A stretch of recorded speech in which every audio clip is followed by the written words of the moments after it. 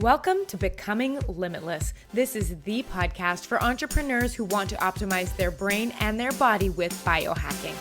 I'm going to teach you how to eliminate brain fog and upgrade your health so you can have more productivity, energy, and growth in your business. I'm your host, Tanessa Shears. Let's jump in.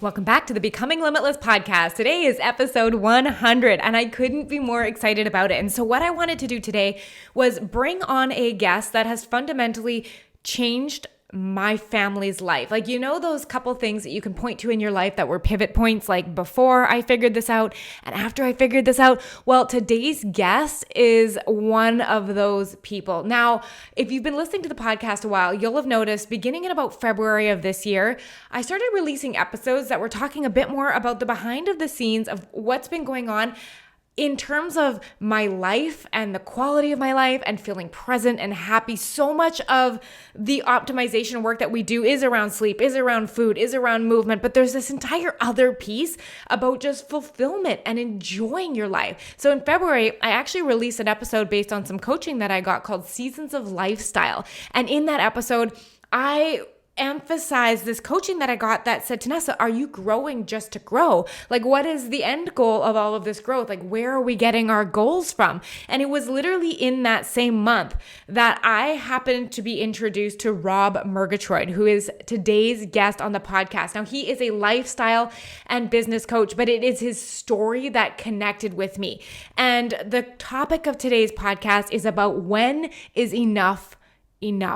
Meaning, when is that business growth that we're going after? When is enough? Or are we always in pursuit of more? And if we are, what are we eroding in our life, in our family time, in our happiness, and in our health in order to pursue it? So if you've been following along over the last couple months, we are planning a 2-month trip to Panama, but so much of the vision of this trip and the vibe of this trip was inspired by hearing Rob share his story about how him and his family had this moment of like, life doesn't feel good like this, and they relocated to Italy. And so much of his time there has taught him lessons that have fundamentally changed who he is and how he interacts with his life and his business.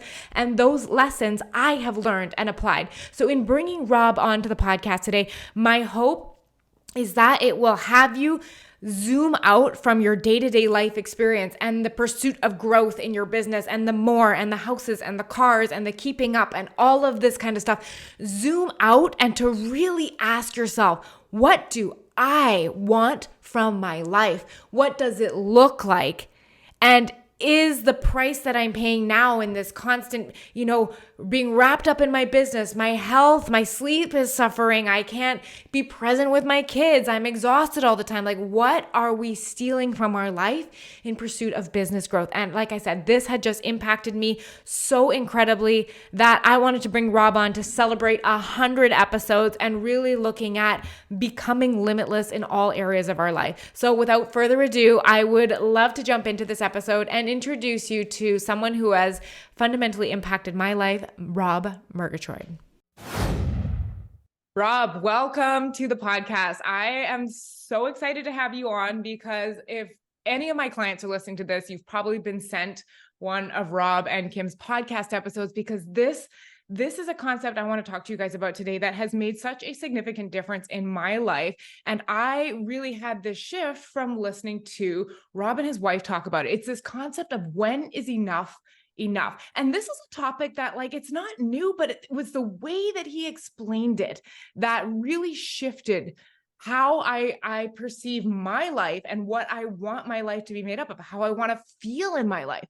And it was so impactful that I knew I had to have Rob on the podcast too, so you can hear his story and explain it in a way that's going to connect with you, hopefully in the way that he's connected with me. So Rob, welcome to the podcast. I'm really happy to have you here.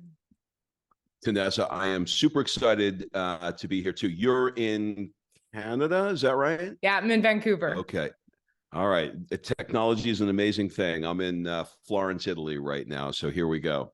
Yeah, well, that's a great place to jump off actually, because Rob has a really unique story. He used to live in the States. And he used to run a business in the States and feel very much like we all do, in that we're at the, the energetic end of our rope. We're running from meeting to meeting, and you don't even leave enough time between Zoom calls to, get a cup of water and go to the bathroom. And he used to be that type of entrepreneur. But I would love for you to share your story on when you realized that there was another way of living available to you, and just explain your story about the move you made and all of that good stuff.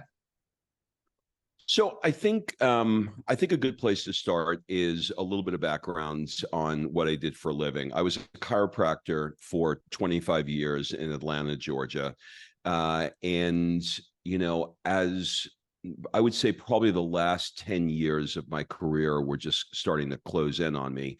I realized that if one more person said their neck or back hurts, I was going to shoot myself. I couldn't do it anymore. And I was grinding away. So I was like, I need to be done with this. But it was really tough to sell the practice because, the new chiropractor coming out of school doesn't have the money, he's in debt, and the established chiropractor is good enough. He doesn't need me. And so, and plus, once you leave a chiropractic practice, everybody's there for you. So they're not as easy as one would think to sell. So I had tried to sell it before and we weren't successful. And one day my wife came home and she came back from yoga and she looked at me and she said, "We're done." And I said, "We're done with what?" And she said, "We're done with this practice." And I said, "Look, honey, I've tried to sell it." She goes, "I don't give a shit. At this point, it's been 25 years.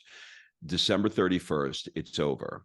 And I said, "Well, what are you going to?" She said, "I don't care if we live in a box." And I was like, "Well, how small a box are you really willing to live in?" And she said, "I really don't care. We'll figure out a way." But we knew, or she knew, that if we didn't have that deadline, that we wouldn't have done it. Another year would have just rolled by and we would have just either tried to sell it or maybe put another doctor in to run it or something. But what we wanted was it gone. So we made the decision that on December 31st, whether it sells, whatever we do, it's over. So when you make a deadline like that, you get super creative. So we found a way to sell it, and we played a little game that we call Stupid Idea Time. And Stupid Idea Time is just us, a whiteboard and a marker.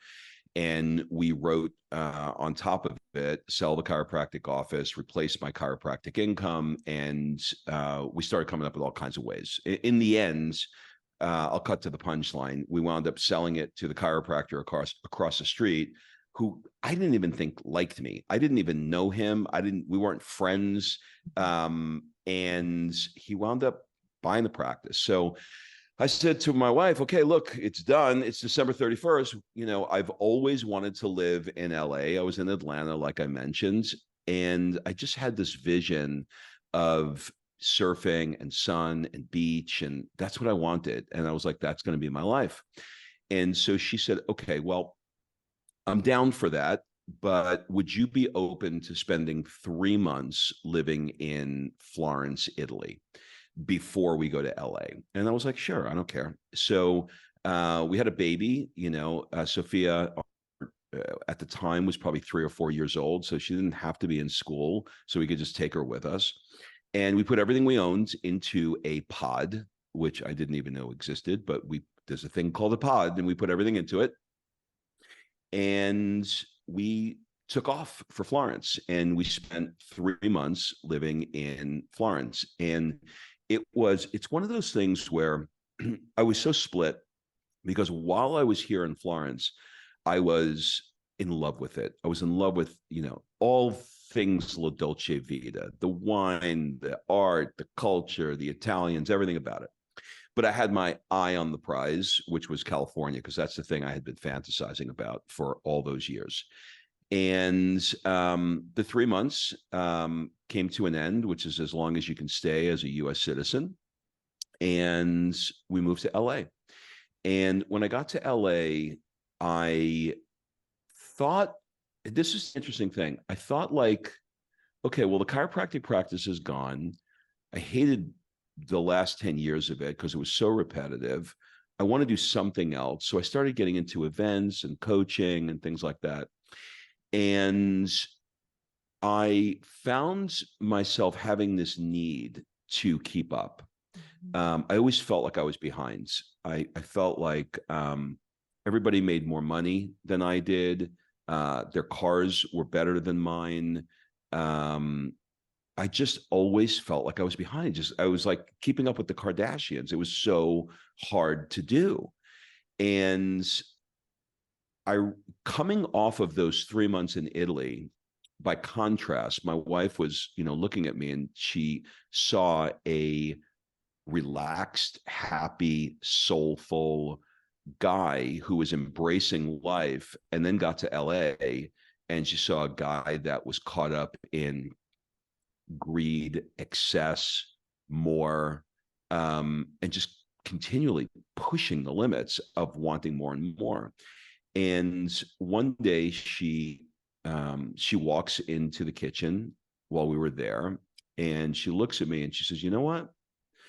I like you better in Italy." And I said, "You like me better in Italy? What's that supposed to mean?" I knew what it meant. And it began a process of us rethinking our life and what was important to us, what I was doing, why was I continually chasing what I was chasing. And I'll take a pause there. Oh, I love hearing this story. It gives me chills because not only can I see myself in it, but I imagine I can see so many of my clients, that feeling of like, oh, if I could just get to that next financial milestone, then I will feel good enough. In that comparison and like that constant, like, oh, well, I just got to get to that next income bump, thinking that's what's going to be the change. But it's so interesting that you actually saw through to your vision of like LA, surfing, like all of that kind of stuff. And you were just like, now that I'm here, this doesn't feel the way I thought it was going to feel, right? Yeah. So then what happened next? Well, it wasn't even so much that it wasn't, it, here's the interesting part, Tanessa. It did. In many ways, I had 70 degrees, sunny, blue skies, surfing, riding my bike to the beach. There was a part of that fantasy that I wanted that actually was a reality. But there was a whole other thing that was attached to that. And it was, my friend would come pick me up and he'd be in a new Aston Martin. And I'd go, "Oh, well, I don't have that. So I need to, dude, you got to get these. These are unbelievable. These cars are incredible." Then I'd have a conversation with somebody and they're like, "Well, where do you live?" And I'm like, "I'm in Hermosa." And they're like, "Well, which block?" And I'll tell them which block. And be, "Oh, okay. If you get 3 blocks closer, you can see the ocean." I mean, it's going to be two more. It's like an extra 2.5 million. But dude, like you can wake up and see the ocean. So you're working, you're busy, you're Zooms back to back to back. Do you have an assistant, a full-time assistant? Do you have a nanny that's and all of a sudden it became cars and nannies and money.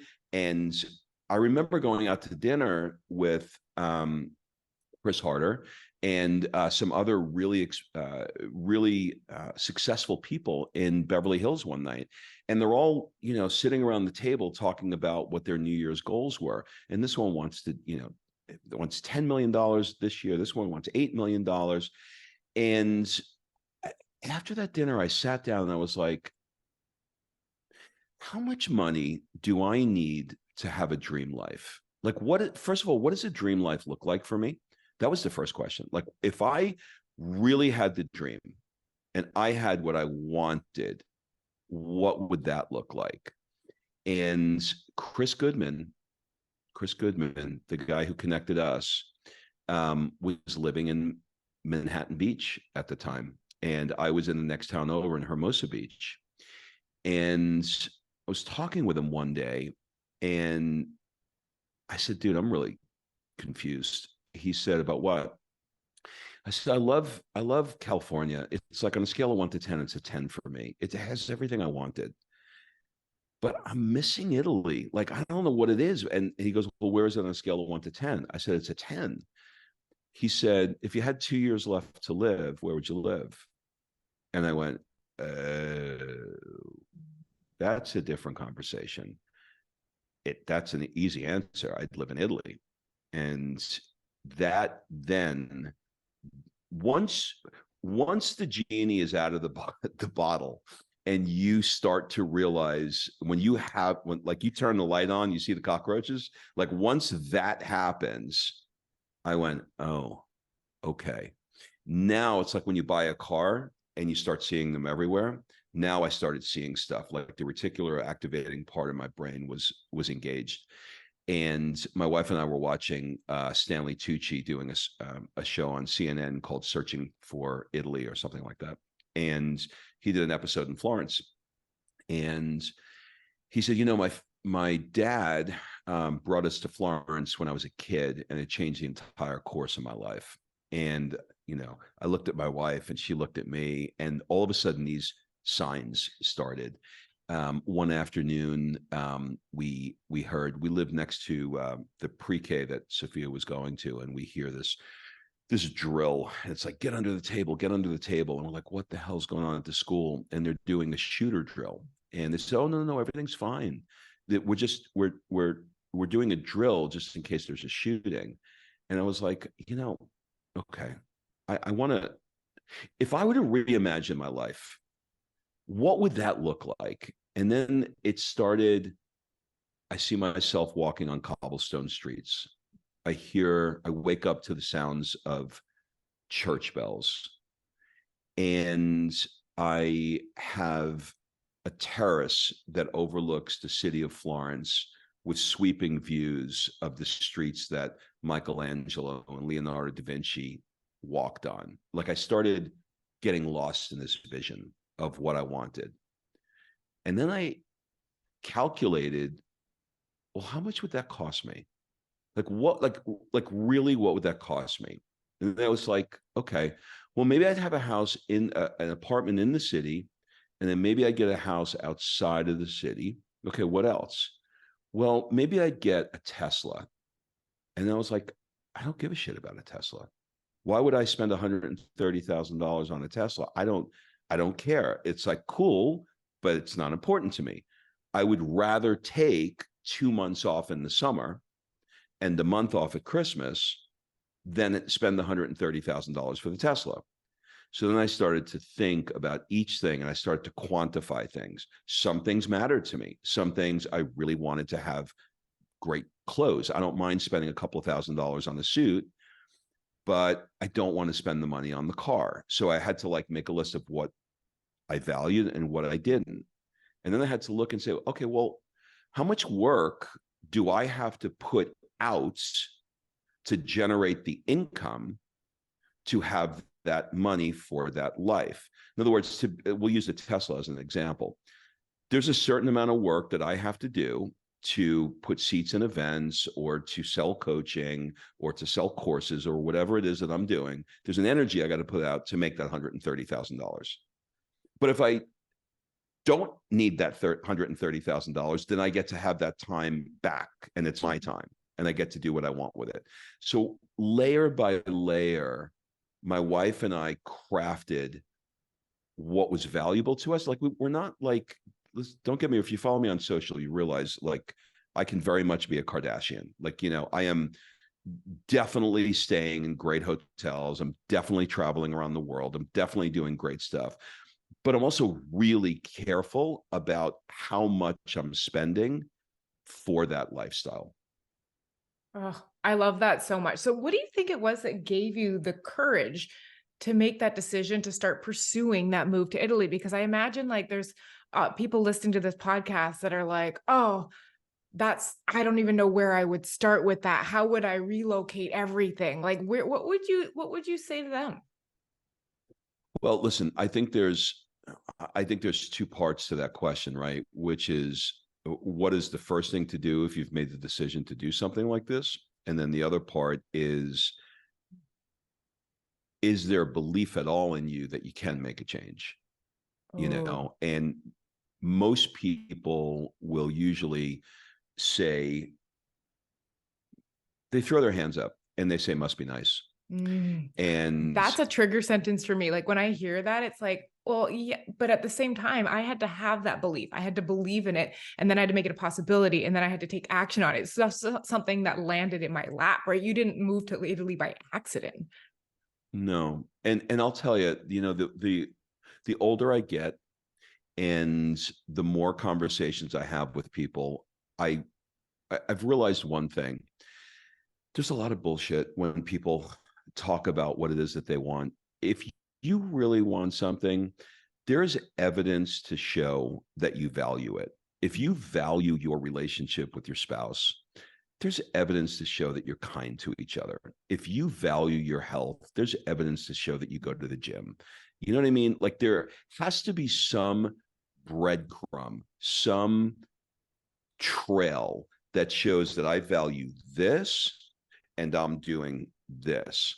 And if you just look at it and say, oh, it must be nice, and I wish I can do that, or not everybody can pick up and move, then you just don't want it. And it's okay to say, I don't want it. You know what I mean? But at some point, if you have a vision for a different you, a different version of you, then my suggestion is to begin. I think it kind of comes in these, I call them like amorphous blobs. They come in shapeless thoughts. Like I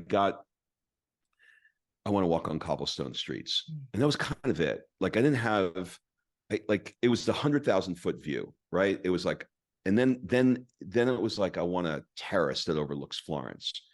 But it wasn't the 1,000-foot view, which is, how do I get a visa? Do you know what I mean? It's too low. Like you got to start with the dream, go really high, and then maybe go a little lower. Then maybe it's like, well, if I did make a move, I'm using Italy as an example, but you can use it for anything, you know, then it's a little lower. Then maybe it's, I see myself living in Florence, you know, and then maybe it's a little lower, and until you get really, really low with it, which is like, how do I move my shit there? Do you know what I mean? Yeah. So, but you can't start with, how do I move my shit there? It's too overwhelming. Your brain isn't there. It's got to marinate. You got to think about it. You got to allow this process to happen. So to answer the question, have faith and belief that if you're getting an inkling to go to Panama, if you're getting an inkling to go to Florence or whatever it is, or change from living in an apartment to living in a home, whatever it is, it's probably for you. Like there's something coming through you that the universe is giving that is for you.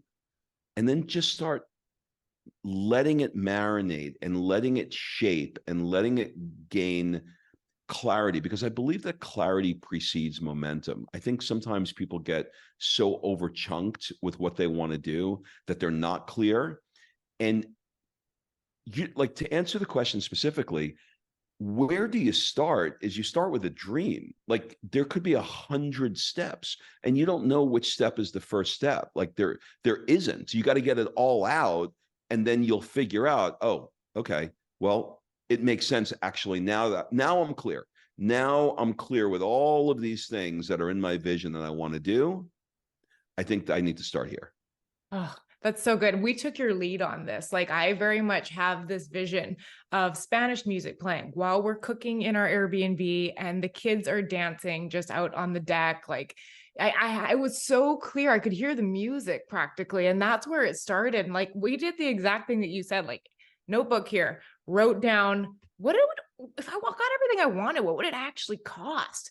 And it's so interesting how much less it was than my brain had thought. We get stuck in thinking like more is more, and more is the growth is the whole point of business. And what else point is there if you're not growing? We get stuck in that. But it wasn't until I like heard you start to talk about this vision that I could see it. And you're right. The pieces are clunking into place. Like right now we're trying to find a house sitter for our cat while we're gone, but this isn't where we would have started. And if I'd have thought all of this stuff, it would have shut the door. But it's starting to see that, and then looking at, oh, Okay, well, Panama's a country. Where would we stay in Panama? Oh, I can see that ocean. Okay, now where would I be staying relative to that ocean? You know what? I totally agree. We went through that whole thing, and I think that's why, like your journey, we're not far behind. Like it's happening. It's now in motion, and the more tactical pieces, like you guys getting your visa, us booking our flights, like it's all happening. And I love what you said about of just really looking at the overarching vision first. So what do you think causes us to feel like we never have enough? It's a great question. I think, listen, you're North American, I'm North American, right? You're just a nicer version of me. We say excuse me a But little more. you say excuse, but we're pretty much the same in a lot of ways. Totally. Um, and we are raised in a culture that reinforces and supports more and more and more. It just does. It's just the way it is. The more we have, and when you live in a place that is 3,000 years old, and like I am in Italy, and I'm going to answer the question through the lens of my current experience because I don't know how to answer it any other way, because I couldn't give you this answer if I hadn't lived here. But when you're living in a place that is 3,000 years old and you see that people take a nap in the afternoon, and in America, that is not a very productive thing to do. When you see that where we are recording this right now, this time of August, if you walk outside my door in Florence, the city's a ghost town. It's closed. The entire month of August, they're gone. They all go to the beach. It's called Ferragosto, and they have been doing this for 1,000 years. They put a little piece of paper on the door that says Ferragosto, which means basically August 15th is we're gone. And everybody knows what it means. Nobody's upset about it. Everybody understands because they value quality of life over work. When you go to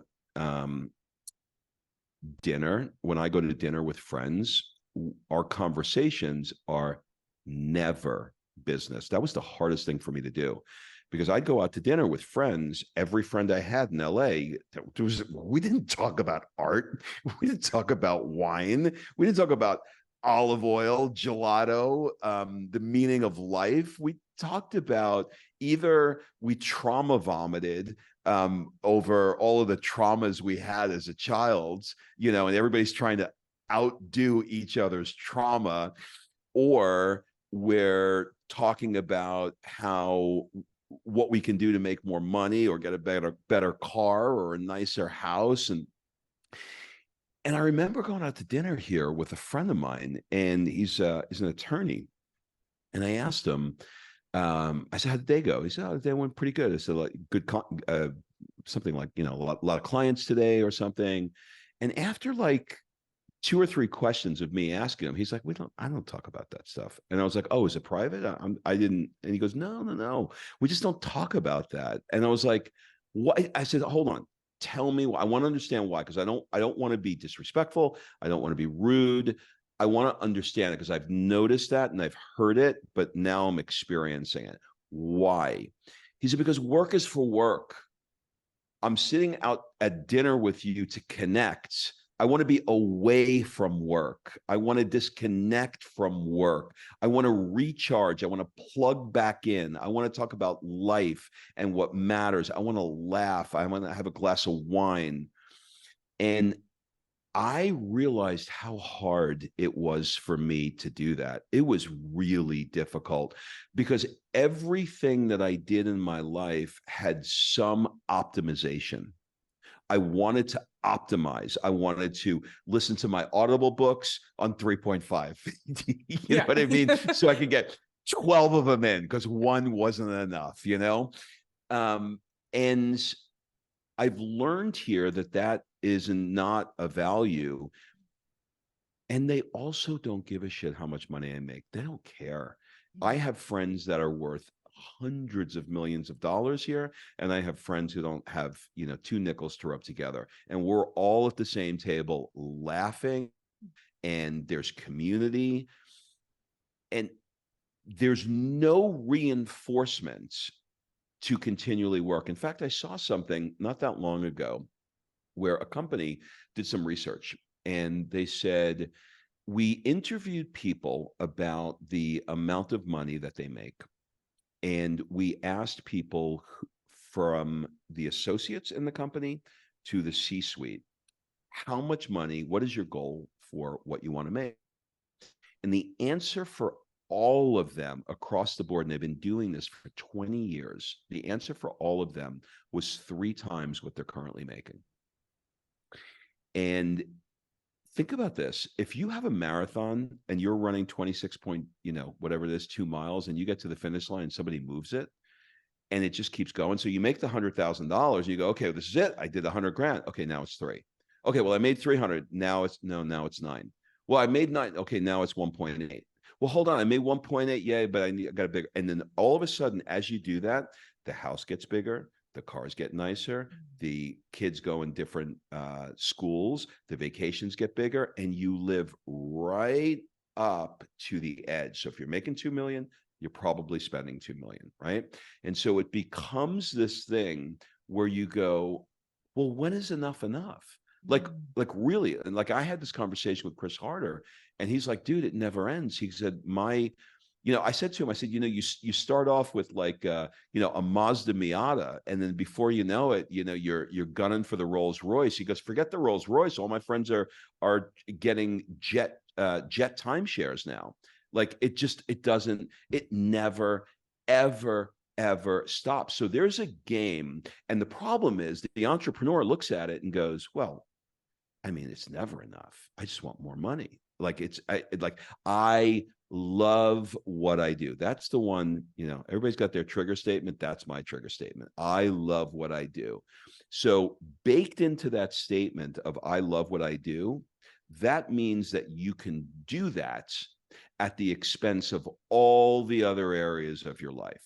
Because you love what you're doing, I'm going to sacrifice the time connecting with my children, the time connecting with my wife, the time seeing traveling the world, the time doing nothing. In Italy, there's a word. Not only everybody knows La Dolce Vita, right? The sweet life, but there's also another one. And the other one is La Dolce Far Niente, which is the sweetness of doing nothing. The sweetness of doing nothing. They get that there's the yin and the yang to both. Okay, I'll stop there. Oh, it's so good too, because I very much, when you just said that sweetness of doing nothing, that hit for me, because that, I think, single biggest change since you've entered my sphere of influence has been how much time we do nothing. And like how happy I am with nothing on my calendar, because we go for family walks. We, sit around and watch a movie, and there's not this endless rolling to-do list that is taking precedent. That to-do list is still there. Because I think for you too, probably, it's still like, there's still stuff you want to get done. There's still stuff that you have on your to-do list or projects you want to create, but it's not at the expense of the other areas anymore. Does that sound right for you?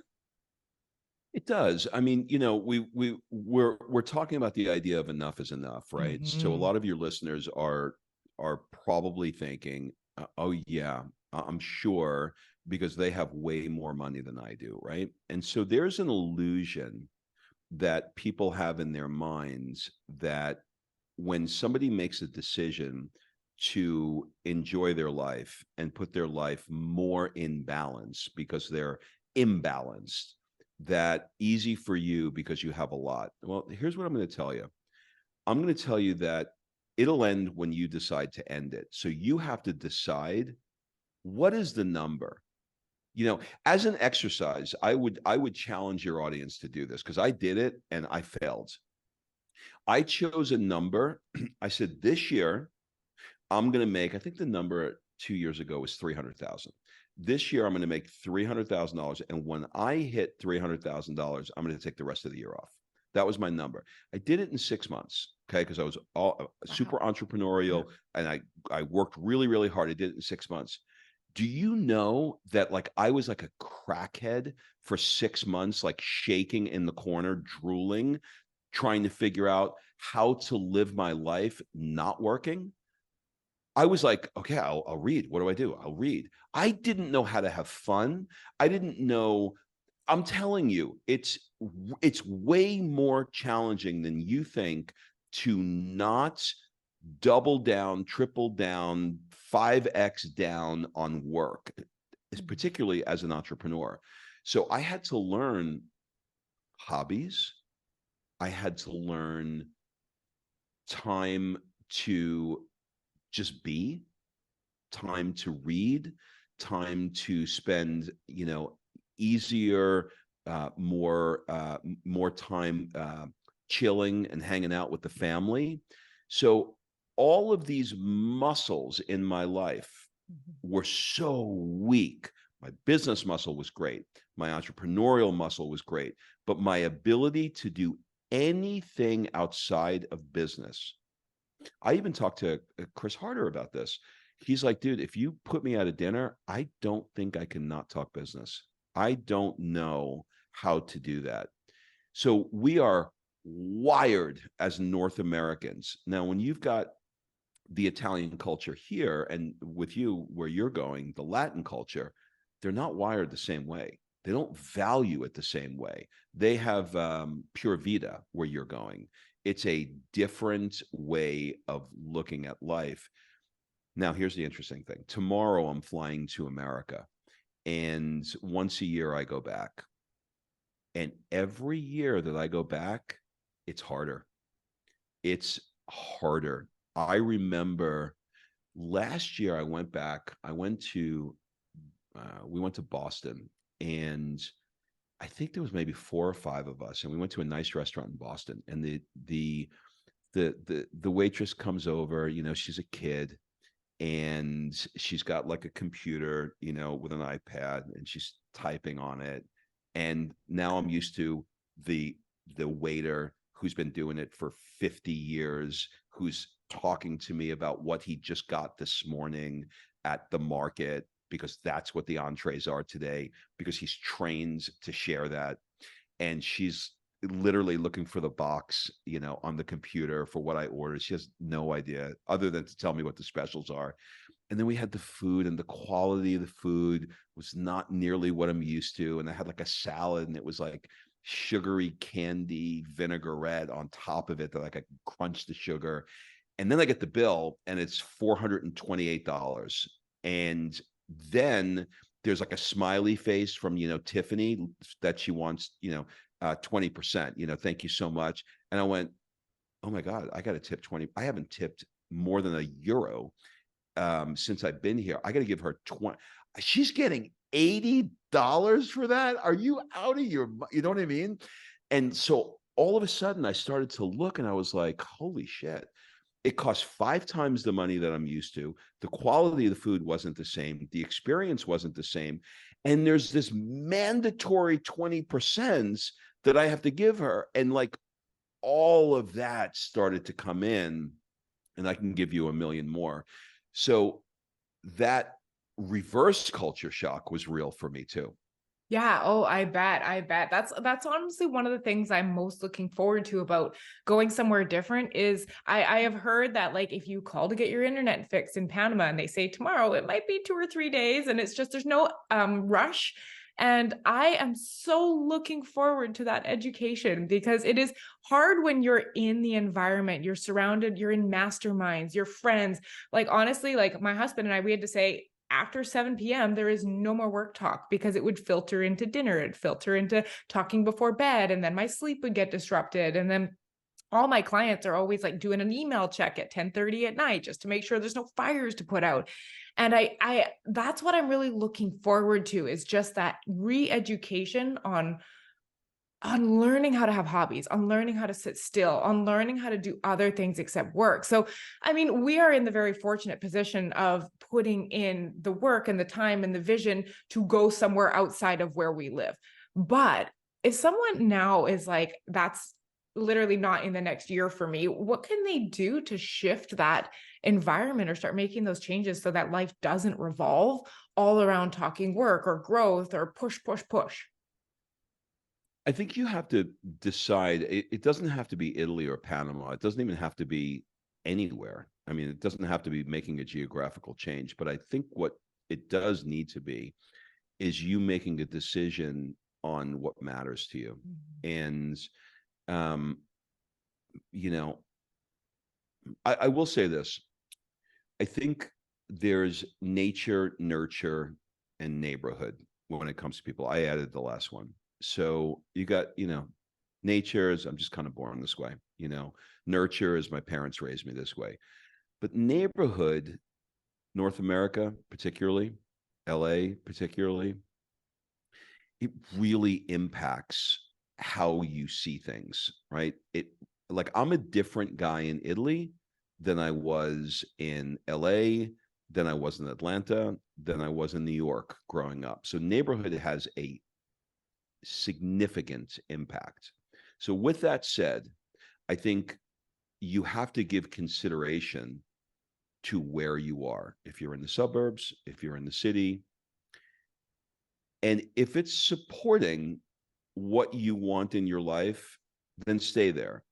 But if it isn't, the first thing that I would do would be giving consideration to the where in which you're doing something. I think it's often overlooked. I think people think a lot about what they want to do and how they want to change their life, but they don't think about where they want to do it. And I think that is a big consideration. But if the where is exactly where you are, then I would challenge you to do some things. And something like 86% of people in North America, when they wake up, they reach for their phone within 1 minute of opening their eyes. If there's any way that you can train yourself to, and basically what you're doing is, 90% of your thoughts are the same thoughts that you had yesterday, and you putting your yesterday on tomorrow, and you just keep, you're just mentally looking for all your problems. Like, where's this fire I got to put out? Where's that? And you're just literally repeating. It's Groundhog's Day. You're literally repeating the same day. So give yourself an opportunity in the morning to, and again, when you're listening to this, you're like, sure, I can do it. Yeah, try it. Try tomorrow morning to wake up and not look at your phone for 1 hour. You'll go out of your freaking minds. We are so programmed to do that. The first thing I would do is I would turn off all the notifications, and I would force yourself to go at least 1 hour where, you meditate, you journal, you read, whatever it is that you can get in touch with your spirit and listen, like just listen. What is the universe telling you? What are your thoughts telling you? Because if you don't, and you got all this chatter, then you can't make any change about what you want to do, because your brain is just full of blah, blah, blah, blah, blah, blah, blah, blah, blah. Does that make sense? Oh, absolutely. It resonates a lot. There's an exercise that I give my clients to start, and I call it 5 minutes of nothing. And I just ask them once a day to do 5 minutes of no input. And that makes them crawl out of their skin. And that's 5 minutes, right? And I think it's one of those things where it's a really sharp reality check of how much we are used to all this input, right? When we're not even hearing our own thoughts, not even hearing how we feel. How can you hear that dream of the cobblestone streets if you're constantly like, your brain is full of podcast episodes? If it's full of YouTube, it's TV, it's talking business, it's numbers, it's spreadsheets, right? So I think that is a beautiful exercise. And one of the things that I find really helpful is I just make sure my phone is in the bathroom. Like, then I at least I'm out of bed, because I think a lot of my clients, I find they get stuck in bed scrolling even, and it's like half an hour has gone by and they've just consumed for the whole first 30 minutes of their morning. I love your suggestion there. So I know that there was, as you know, I'm a listener of your podcast. There was a sentence that you said that just made it so clear. And it was the answer to the question, like, how do you know if enough is enough? And the way you put this was so beautiful. I would love for you to share it, because that's what the one thing that just hit me like a ton of bricks. Yeah, sure. Thanks for saying that. It's a really simple line. It's enough is enough when the bandwidth for the life that you've established. So enough is enough when it erodes the bandwidth that you've established for a great life. So let me say that again.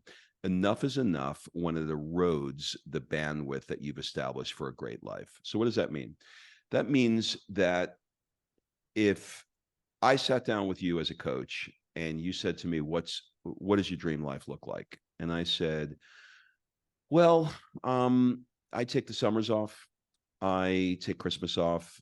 I um, I connect with my kids. I am connecting with my wife. I'm done work by 3 o'clock every single day. And you establish what your version of a dream life looks like, what your version of a great life looks like.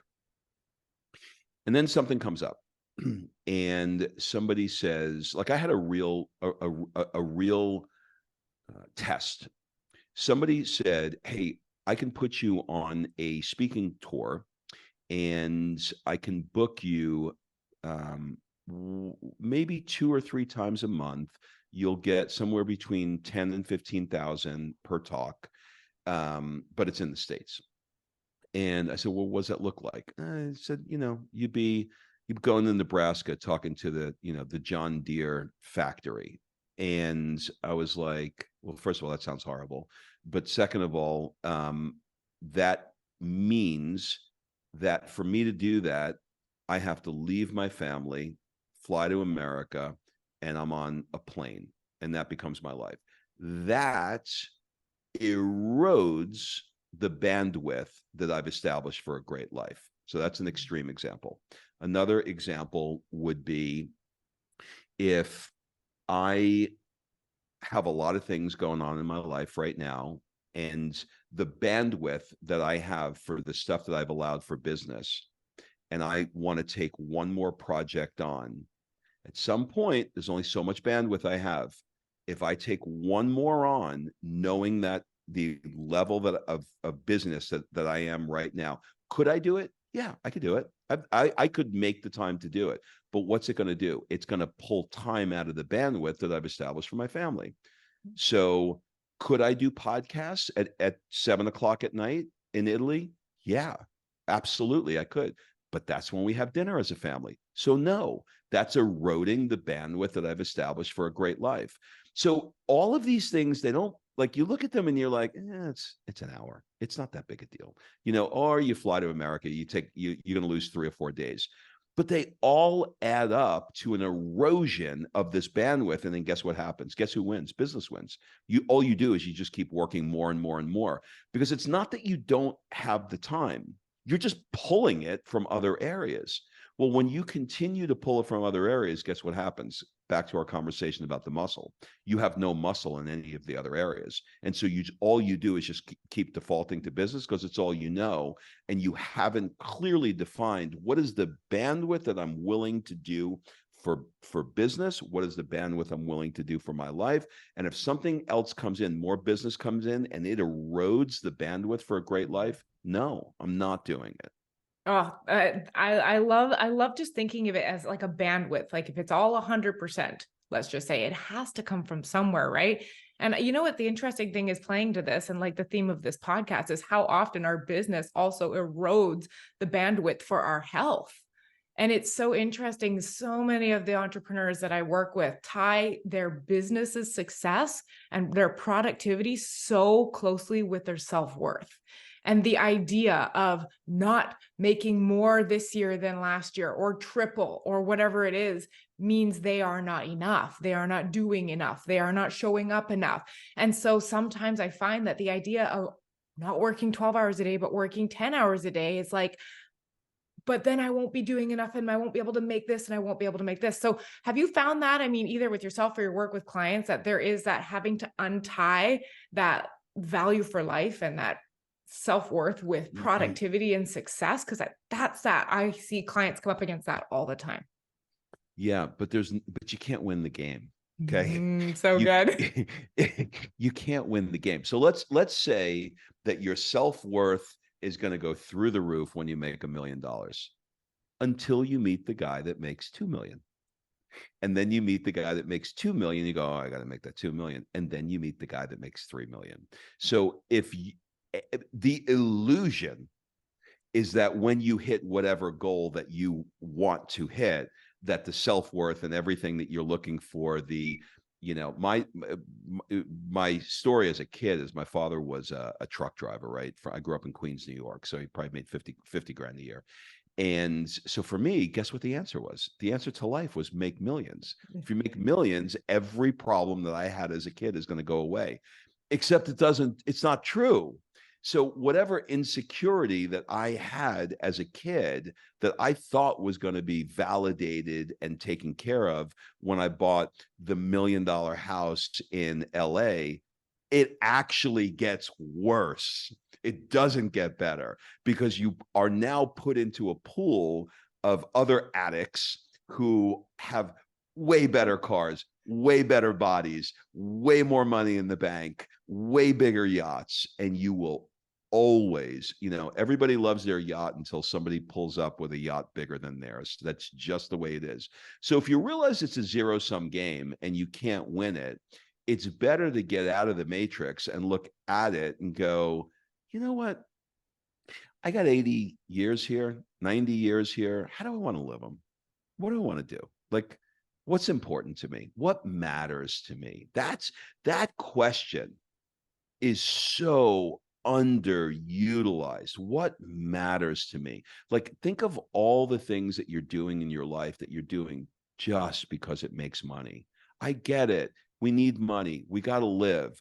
But this continual striving for more, this relentless pursuit of this never ending goal. You can't win the game. You're not going to win. Like, you think you are, but you're not. It's not going to fill your self-worth. There will never be enough. You'll just be the dick with the Porsche. I was the dick with the Porsche. Trust me. It doesn't make a difference. Yeah. Does that make sense? I know. And you know what? I totally relate to it because we've gotten to that point where it's like I've hit big financial milestones, both personally and in my business so many times. And at some point it just gets to be like, well, I'm not any happier than, because I told myself, I remember like when I was in university and, when you graduate university, gosh, life is just so much better because you don't have to study all the time. Then you get there and it's like, oh, it's old news, like 2 seconds from then. But I thought what was so interesting is I remember thinking when I was in university, like I was going at the point to be a physiotherapist. And I remember thinking like, if I could just make 80 grand a year as a physio, I would be set for life. And I've crossed 80 grand multiple times over now.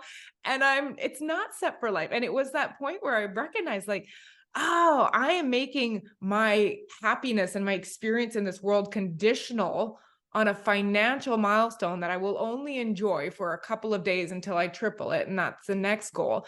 Or, retirement is when I'm going to stop doing all of this magical number of 65. But it was until I really was like, oh, wait a second, I can enjoy my life now. And it has to do with your bandwidth and where you're putting it. And if your bandwidth is not being put towards the things that bring you joy, and I don't just mean the surface level joy that you get from hitting a new financial thing in your business. And I love my business and it's all okay, I can keep it all here. But like the learning to make time for hobbies, like you said, learning to make time to slow down and feel present with your family. Like, I think it's when the happiness for me shifted, not at a financial milestone, but when I started shifting where I was putting some of that bandwidth. Yeah, I think we don't put these different areas of our life. We don't value or weight these different areas of our life equally. We put so much weight on how much money we make, and we don't put weight on those other areas. Because guess what? Like, if I say to my wife, I've got a lot of shit to do, I'm busy, she's not going to leave me today. She'll be like, okay. If I ignore my kid, for the day and they're like, daddy, daddy, daddy, I want to, and honey, not now. She's, not going to hate me today. If I ignore the gym, my body's not going to fall apart today. But that all slowly starts to erode. And there's a price that's paid day by day, each drop in that, disconnecting from the wife, disconnecting from the kids, disconnecting from the gym, where you don't sharpen the saw with your hobbies, you don't open your mind up to reading a book that is not about business, to attending a seminar that is not a mastermind, to reading maybe a classic piece of work, maybe stepping into, you love wine and you decide, I'd like to learn for fun how to be a sommelier or to become a sommelier. I'd love to learn that, right? We don't put any emphasis on that. Everything is on more, more, more, more, more. So I'm saying, not like, don't live in a trailer park and not be able to experience life. I'm just saying that you have a lot of areas of your life that you've got to be really careful for how much of the bandwidth you're using on business versus those other areas. What a beautiful point to drive home at the end of our episode. It's almost like maybe the call today is to pay attention to bandwidth slippage. It's like when it starts to slip, like you said, like when your brain says, that's a waste of time to read that fiction book. I love fiction, but I hear that every time I suggest it. That's a waste of time because it's not a productive activity. It's like every time you say no to the fiction book, every time you say no to picking your kids up from the bus stop instead, those all cause slippage of that bandwidth. And maybe we don't quite notice it happening because it's so slow. So maybe the call today is to look at, like, wait a second, if you were to recreate your life, how much has your bandwidth slipped from what you would have liked it to be or what it was at one point? What do you think on that? Yeah, I think that's right, but our brains become very, very good at rationalizing. And so there's another thing I call the right now.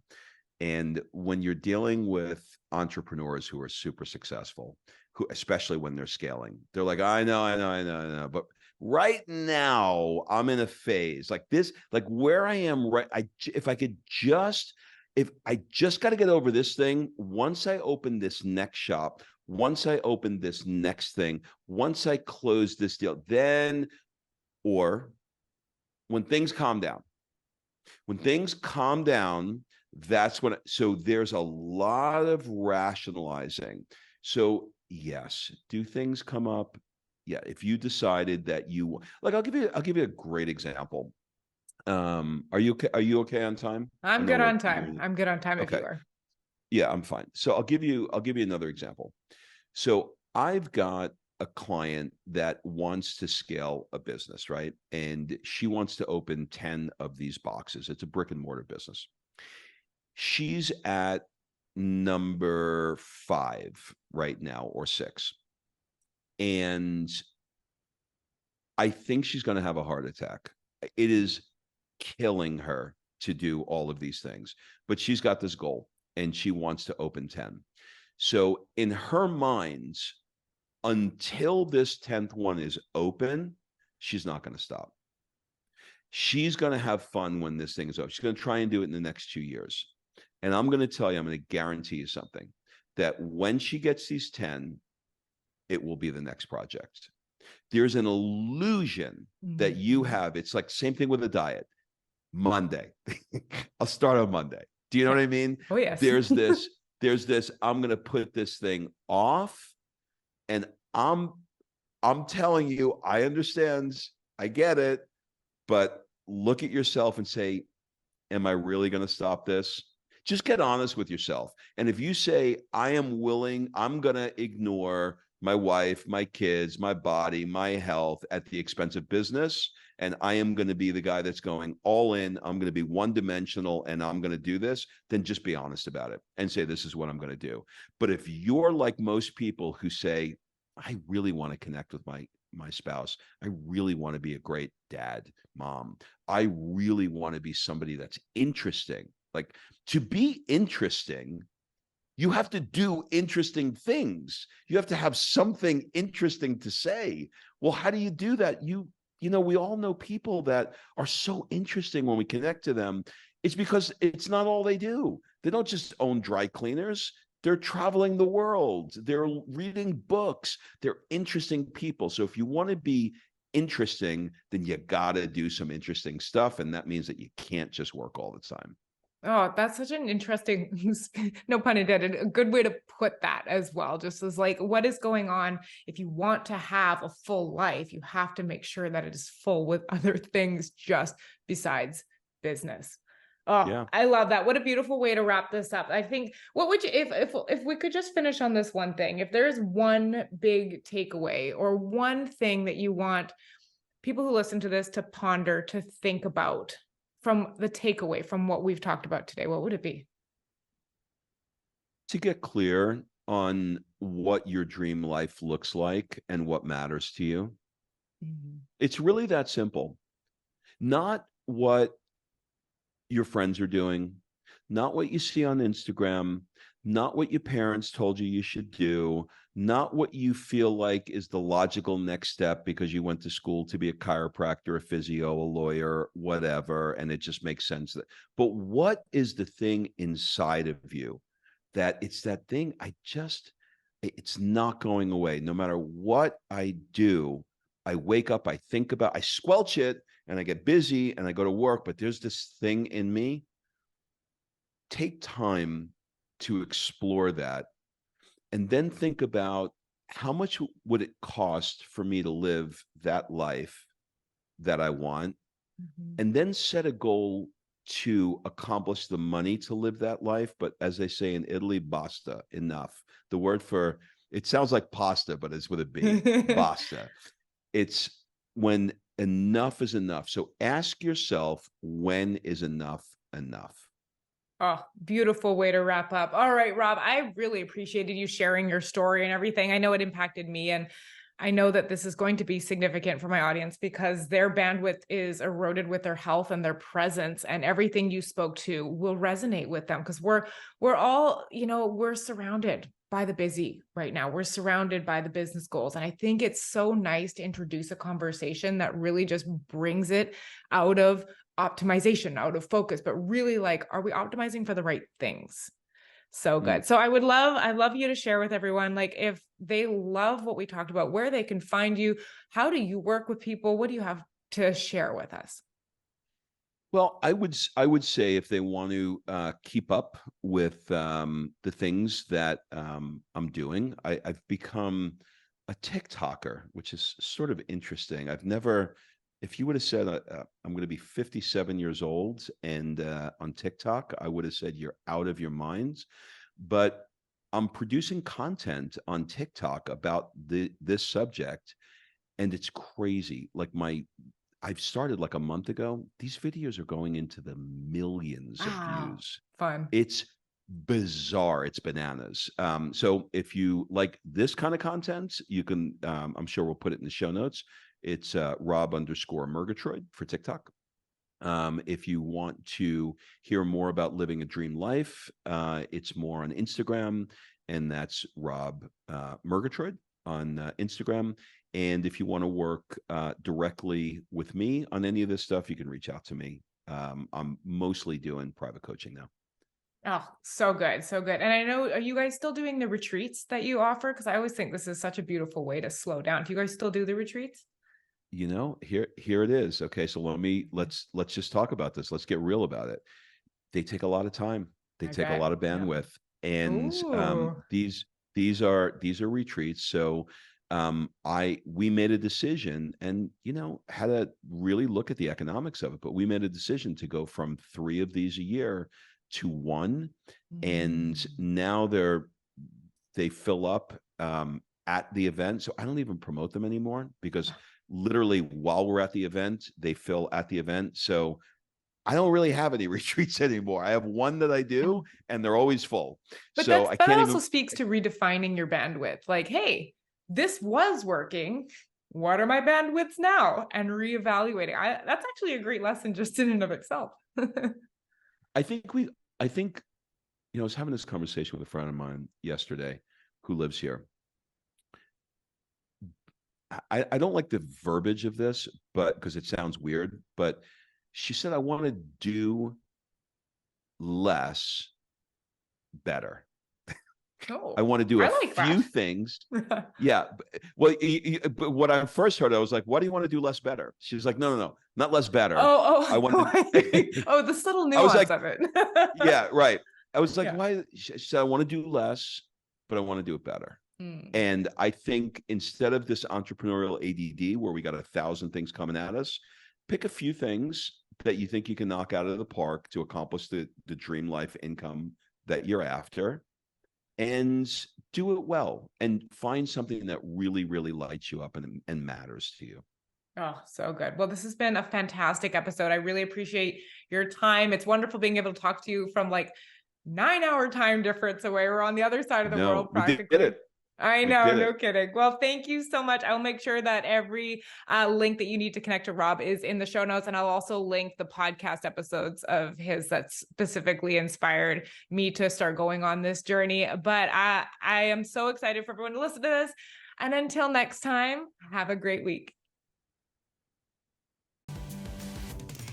Learn something new in this episode or feel inspired to take action? I'd love for you to share it with a friend and leave a review. Your review will help one more entrepreneur feel healthier, more energized, and focused. If you feel good about helping a friend or a fellow business owner you've never even met, you are my kind of people. I'm excited to help you become limitless in the coming episodes.